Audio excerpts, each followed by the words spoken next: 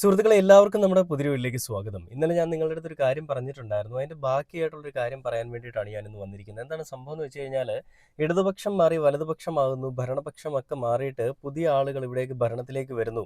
അങ്ങനെ വരാൻ പോകുമ്പോൾ ഉണ്ടാകുന്ന മാറ്റങ്ങൾ എന്തൊക്കെയാണ്? അങ്ങനെ വരാൻ പോകുമ്പോൾ നമ്മുടെ സേനയിൽ ഉണ്ടാകുന്ന മാറ്റങ്ങൾ എന്തൊക്കെയാണെന്നുള്ളൊരു കാര്യം നിങ്ങളൊന്ന് ജസ്റ്റ് കാണിക്കാൻ വേണ്ടിയിട്ടാണ് ഞാനിന്ന് വന്നിരിക്കുന്നത്. ഞാൻ കഴിഞ്ഞ ദിവസം ഒരു വീഡിയോ ചെയ്ത സമയത്തും പറയുകയുണ്ടായി. അതായത് യു.ഡി.എഫ് ഇപ്പോൾ ഭരണത്തിൽ വരുന്ന സമയത്ത് വലിയ വീറും വാശിയോടും കൂടിയാണ് അവർ ഭരണത്തിലേക്ക് വന്നിരിക്കുന്നത്. എന്താണ് അവരുടെ വീറും വാശിയും? ഭരണമാറ്റം ഉണ്ടാക്കണം, അല്ലെങ്കിൽ ഈ നാട്ടിൽ വലിയ ഇമ്പാക്റ്റ് ഉണ്ടാക്കണം എന്നാണ് അവർ വിചാരിക്കുന്നത്. ഒരിക്കലുമല്ല. ഈ നാട്ടിൽ ഓൾറെഡി ഒരുപാട് ഇമ്പാക്റ്റുകൾ നമ്മുടെ LDF സർക്കാർ ഇരിക്കുന്ന സമയത്ത് അവർ ഉണ്ടാക്കിയതാണ്. ഒരുപാട് മാറ്റങ്ങൾ നമ്മുടെ ഈ നാട്ടിൽ ഉണ്ടാക്കിയെടുത്തൊരു സർക്കാർ തന്നെയാണ് ഇടതുപക്ഷം എന്ന് പറയുന്നത്.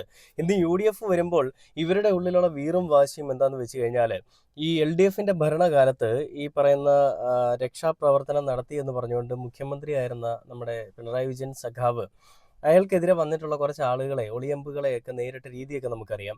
അതായത് അവരുടെ മന്ത്രിയുടെ ഗൺമാനെ കൊണ്ട് തന്നെ അടിപ്പിക്കുക, പോലീസിനെ കൊണ്ട് അടിപ്പിക്കുക. അങ്ങനെ വരുന്ന കോൺഗ്രസ് പ്രവർത്തകരായിക്കോട്ടെ, സംഘികളായിക്കോട്ടെ, എല്ലാവരെയും നല്ല രീതിയിൽ പോലീസിനെ കൊണ്ട് മർദ്ദിപ്പിച്ച് വിടുന്നൊരു കാഴ്ചയൊക്കെ നമ്മൾ കണ്ടിരുന്നു. അത് നമ്മളും അത്ര യോജിക്കുന്ന കാര്യമൊന്നുമല്ല. ഒരു കരിങ്കൊടി കാണിച്ചു എന്ന് പറഞ്ഞുകൊണ്ട് ഒരാളെ മർദ്ദിക്കുക, അല്ലെങ്കിൽ ഒരാളെ പട്ടിയെ പോലെ തല്ലുക എന്നൊക്കെ പറയുന്നത് അത്ര നമുക്ക് യോജിക്കാൻ പറ്റുന്ന ഒരു കാര്യമൊന്നുമല്ല. പക്ഷേ രാഷ്ട്രീയ കളികളിൽ ഈ പറയുന്ന അങ്ങോട്ടും ഇങ്ങോട്ടും തല്ലു കൊടുക്കുക, കൊല്ലുക, ഈ സാധനങ്ങളൊക്കെ സർവ്വസാധാരണമായിട്ടുള്ള രീതിയിൽ നടന്നു പോയിക്കൊണ്ടിരിക്കുകയാണ്. അങ്ങനെ ഇരിക്കുന്ന സമയത്താണ് മുഖ്യമന്ത്രിയുടെ ഗൺമാൻ അടക്കമുള്ള ആളുകൾ കോൺഗ്രസിന്റെ നേതാക്കന്മാരെ അടിക്കുന്നു. അതിലെ പോലീസുകാരും ഈ കാര്യങ്ങളിൽ ഇൻവോൾവ് ആവുന്നു. മുഖ്യമന്ത്രി പറയുന്ന കാര്യങ്ങൾ അതുപോലെ ചെയ്യേണ്ടി വരുന്ന പോലീസുകാർ, അത് മുഖ്യമന്ത്രി ഏതൊരു മുഖ്യമന്ത്രിയാണെന്നുണ്ടെങ്കിൽ ഭരിക്കുന്ന ആരാണോ, ആഭ്യന്തര വകുപ്പിൽ ഇരിക്കുന്ന ആരാണോ, അവർ പറയുന്ന കാര്യങ്ങൾ അവർ ചെയ്തേ മതിയാവുള്ളൂ. അത് പോലീസുകാരുടെ ഡ്യൂട്ടിയാണ്. അവരത് ചെയ്ത് എത്ര മനസ്സില്ലാ മനസ്സോടെയാണല്ലോ അവർ ചെയ്യണം. അങ്ങനെ അന്ന്, അതായത് LDF സർക്കാർ ഭരിക്കുന്ന സമയത്ത് പോലീസുകാർ എന്താണ് ചെയ്തുകൊണ്ടിരുന്നത്? ആ പോലീസുകാർക്കെതിരെയും അന്ന് ഇവരെ അടിച്ചിട്ടുള്ള, അതായത് കോൺഗ്രസിലെ പല ആളുകൾക്കും ഈ പറയുന്ന LDFന്റെ ഭാഗത്ത് നിന്ന് LDFന്റെ അണികൾ തല്ലിയിട്ടുള്ള, അല്ലെ ആ തല്ല് കിട്ടിയിട്ടുള്ള കുറച്ച് ആളുകളൊക്കെ പ്രതികാര മനോഭാവമായിട്ട് രംഗത്തേക്ക് വന്നിട്ടുണ്ട്.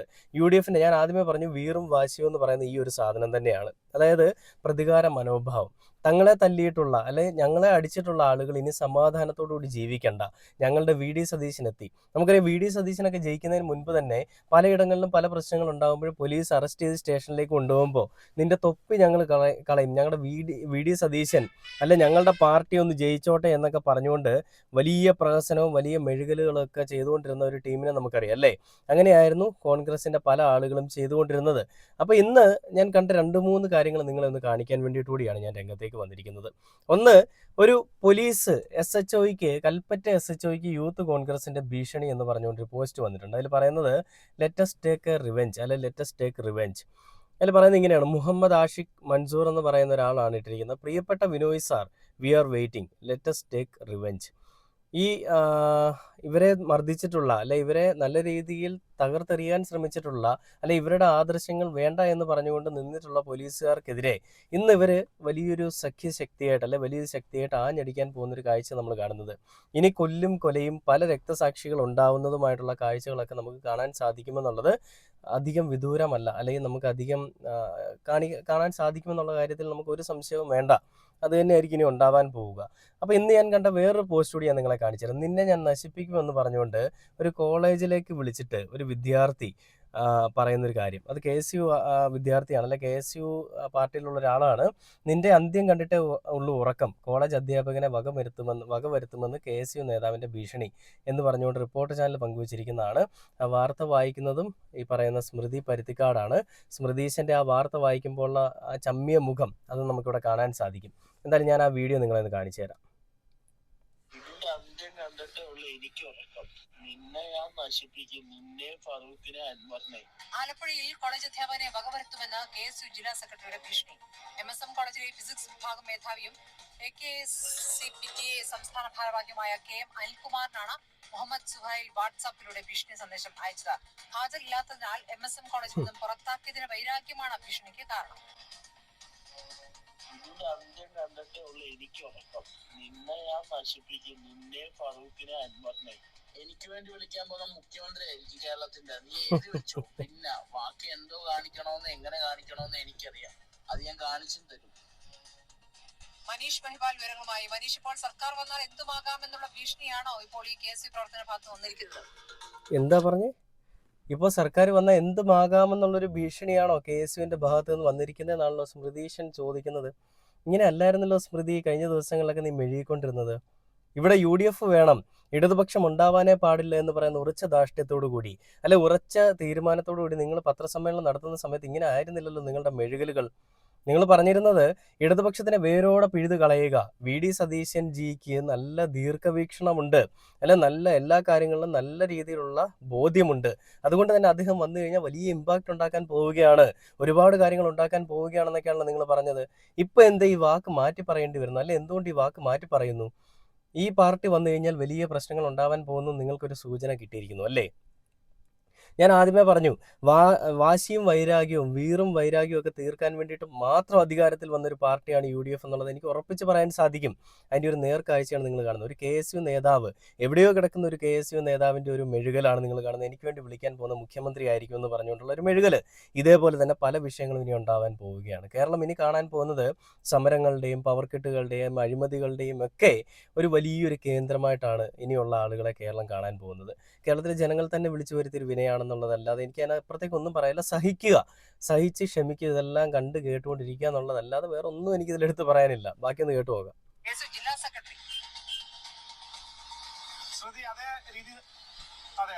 ശ്രുതി KSUവിന്റെ ജില്ലാ സെക്രട്ടറിയാണ് ഈ മുഹമ്മദ് സുഹേൽ നേരത്തെ ഇവിടെ എത്തി, അതായത് MSM കോളേജിൽ അതിക്രമിച്ച് കയറി അവിടെ അറബിക് വിഭാഗത്തിന്റെ മുൻപിൽ കോൺഗ്രസിന്റെയും KSUവിന്റെയും കൊടി നാട്ടി അത് സമൂഹ മാധ്യമങ്ങളിൽ പ്രചരിപ്പിച്ച ശേഷമാണ് അധ്യാപകൻ KM അനിൽകുമാർ, അത് അദ്ദേഹം AKCPTയുടെ ഇടതനുകൂല അധ്യാപക സംഘടനയുടെ സംസ്ഥാന ഭാരവാഹിയാണ്, അദ്ദേഹത്തിന്റെ വാട്സാപ്പിലേക്കാണ് ഇത്തരത്തിൽ വകവരുത്തും, നശിപ്പിക്കും, അതിനുശേഷം ഉറക്കമുള്ളൂ എന്ന തരത്തിലുള്ള ഒരു വാട്സാപ്പ് ഓഡിയോ അയച്ചത്.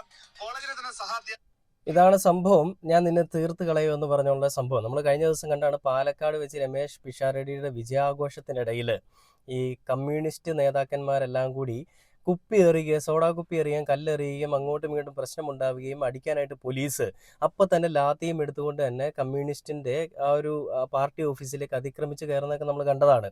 ശരിക്കും സംഭവം ഉണ്ടായിരിക്കുന്നത്. ഞാൻ ആ വീഡിയോ കണ്ടപ്പോൾ ഞാനും വിചാരിച്ചു ഇവന്മാർക്ക് വേറെ ഒരു പണിയുമില്ലേ, കമ്മ്യൂണിസ്റ്റ് നാണമില്ല എന്നാണ് ഞാൻ വിചാരിച്ചത്. പക്ഷേ ശരിക്കും അവിടെ നടന്നിരിക്കുന്നത് കമ്മ്യൂണിസ്റ്റിനെതിരെ ആ പറയുന്ന പാർട്ടിയുടെ കൂട്ടത്തിലുണ്ടായിരുന്ന ഒരു പയ്യൻ, ഒരു മാസ്ക് ഒക്കെ വെച്ച് ഒരു കല്ലും കയ്യിൽ പിടിച്ചുകൊണ്ട് വരുന്ന ഒരു പയ്യനാണ് ഈ ഒരു ആക്രമണം നടത്തിയത്. ശരിക്കും ആദ്യമേ അങ്ങോട്ട് എറിഞ്ഞത് ഈ പറയുന്ന കോൺഗ്രസിൻ്റെ കൂട്ടത്തിലുണ്ടായിരുന്ന ഒരാളാണ്. അതൊരു പക്ഷേ കോൺഗ്രസിൻ്റെ പ്രവർത്തകനാകാം, അല്ലെങ്കിൽ ലീഗ് പ്രവർത്തകനാകാം, ആരുമാകും. ഒരു പച്ച മാസ്ക് ഒക്കെ വെച്ചുകൊണ്ടാണ് ആൾ നിന്നിരുന്നത്. അപ്പോൾ അങ്ങനെ അവിടെ നിന്നുകൊണ്ട് കമ്മ്യൂണിസ്റ്റിനെതിരെ ഒരു കല്ലെറിയുമ്പോൾ കമ്മ്യൂണിസ്റ്റ് കൈയും കെട്ടി നോക്കി നിൽക്കുന്ന ഒരു പാർട്ടിയല്ല, നമുക്ക് എല്ലാവർക്കും അറിയാം. ഒരു അക്രമം വരാത്ത പക്ഷം അവർ നിശബ്ദരായിരിക്കും, അക്രമം വരുന്ന പക്ഷം അവർ തിരിച്ചടിച്ചിരിക്കും. അത് ഏതൊക്കെ രീതി ഉപയോഗിക്കാം ആ രീതിയെല്ലാം ഉപയോഗിച്ച് അവർ തിരിച്ചടിച്ചിരിക്കും. അങ്ങനെ തന്നെ അവർ തിരിച്ചടിക്കുക. അതിൻ്റെ വീഡിയോ നിങ്ങൾക്ക് സൈഡിൽ നോക്കി അറിയാൻ പറ്റും. ആ ഒരു പാർട്ടി ഓഫീസിലേക്ക് അതിക്രമിച്ച് കയറാൻ ശ്രമിക്കുമ്പോൾ മുതിർന്ന ഒരു നേതാവ് അവിടെ നെഞ്ചും വിരിച്ച് നിന്നിട്ട് എൻ്റെ ശവത്തിൽ ചവിട്ടിയിട്ടല്ലാതെ എൻ്റെ പിള്ളേരെ തൊടാൻ നിനക്കൊന്നും സാധിക്കത്തില്ല.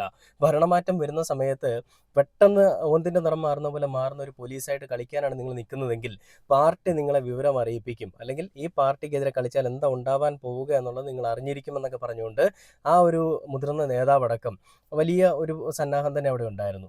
പിന്നീട് വലിയൊരു സമരം അല്ലെങ്കിൽ ഒരു മാർച്ച് എന്നുള്ള രീതിയിലൊക്കെ കാര്യങ്ങളൊക്കെ നടന്നു. പോലീസിൻ്റെ ഈ പറയുന്ന പെട്ടെന്ന് ഓന്തിനെ പോലെ നിറം മാറിയിട്ടുള്ള ഈ ഒരു സ്വഭാവത്തിനെതിരെ അവർ അതിശക്തമായിട്ട് തന്നെ നിലകൊള്ളുകയും ചെയ്തു.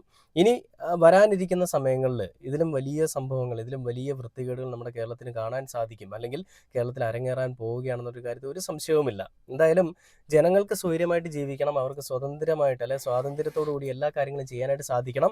അതിന് വേണ്ടുന്ന എല്ലാ സൗകര്യങ്ങളും സന്നാഹങ്ങളും ഒരുക്കി കൊടുക്കുന്നതായിരിക്കണം ഇനി വരാൻ പോകുന്നൊരു പാർട്ടിയിലിരിക്കുന്ന നേതാവ് എന്നുള്ളൊരു കാര്യത്തിനപ്പുറത്തേക്ക് എനിക്കൊന്നും പറയാനില്ല. മുഖ്യമന്ത്രി ഒരു ധാർഷ്ട്യക്കാരനായിരുന്നു, കർക്കശക്കാരനായിരുന്നു എന്നതിനേക്കാൾ അപ്പുറം നല്ലൊരു വ്യക്തിയായിരുന്നു, അല്ലെങ്കിൽ നല്ലൊരു മനുഷ്യനായിരുന്നു എന്നുള്ളൊരു കാര്യത്തിൽ ആർക്കും ഒരു സംശയവുമില്ല. പലരും പറയുന്നുണ്ട് ഭരണവിരുദ്ധതയാണ്, അല്ലെ പിണറായി വിരുദ്ധത കൊണ്ടാണ് ഈ പാർട്ടി തോറ്റത്, അതുകൊണ്ട് മാത്രമാണ് പിണറായിക്ക് വോട്ട് കിട്ടാതെ പോയെന്നൊക്കെ പലരും പറയുന്നുണ്ട്. അതൊക്കെ ഞാൻ അക്സെപ്റ്റ് ചെയ്യുന്നുണ്ട്, അയാളോടുള്ള ദേഷ്യം. പക്ഷേ അയാൾ ചെയ്തിരിക്കുന്ന നല്ല പ്രവർത്തികൾ മനസ്സിൽ വിചാരിച്ചിരുന്നു എന്നുണ്ടെങ്കിൽ ഒരിക്കലും ഈ ഒരു ഇലക്ഷനിൽ ഈ പിണറായി വിജയൻ എന്ന് പറയുന്ന ഒരു പാർട്ടി, അല്ലെ പിണറായി വിജയൻ എന്ന് പറയുന്ന നേതാവ് താഴെ പോവില്ലായിരുന്നു, അല്ലെ ഈ ഒരു പാർട്ടി താഴെ പോവില്ലായിരുന്നു. ഇപ്പോൾ എല്ലാ ആളുകളും ഒന്നടങ്കം വന്നിരുന്നുകൊണ്ട് പറയുന്നത് പിണറായി വിജയൻ എന്ന് പറയുന്ന ഒരു മനുഷ്യൻ കാരണമാണ് പാർട്ടി തോറ്റതെന്നാണ്. പാർട്ടിയിലുണ്ടായിരുന്ന ചില ബുദ്ധിമുട്ടുകൾ കാരണം, അല്ലെ പാർട്ടിയിലുണ്ടായ ചില അപാകതകൾ കാരണം പാർട്ടി തോറ്റുപോയിട്ടുണ്ടെങ്കിൽ അതെല്ലാം കൂടി ഒരാളുടെ മുകളിലേക്ക് പഴിചാരുക എന്ന് പറയുന്ന അത്ര നല്ല പ്രവണതയൊന്നുമല്ല, അല്ല അത്ര നല്ല പ്രവൃത്തിയൊന്നുമല്ല. എല്ലാവർക്കും ഈക്വലി ഇതിൽ ബന്ധമുണ്ട്. അത് കണ്ടുപിടിച്ച് പരിഹരിച്ച് മുന്നിലേക്ക് വരാൻ ശ്രമിക്കുന്നതാണ് ഏറ്റവും നല്ലതെന്ന് പറഞ്ഞുകൊണ്ട് ഇനി വരുന്ന ഇലക്ഷനിൽ, അല്ലെ 2036 ആകുമ്പോൾ, അല്ലെ 2030 ആകുമ്പോഴത്തേക്കും നല്ലൊരു ഭരണം നമുക്ക് കാഴ്ചവെക്കുന്നൊരു പാർട്ടി, അത് LDF ആണെങ്കിൽ LDF, UDF ആണെങ്കിൽ UDF അവർ മുന്നിലേക്ക് വരട്ടെ എന്ന് പറഞ്ഞുകൊണ്ട് പുതിയൊരു വീഡിയോ ആയിട്ട് അടുത്ത ദിവസം കാണാമെന്നും പറഞ്ഞുകൊണ്ട് ഓക്കെ.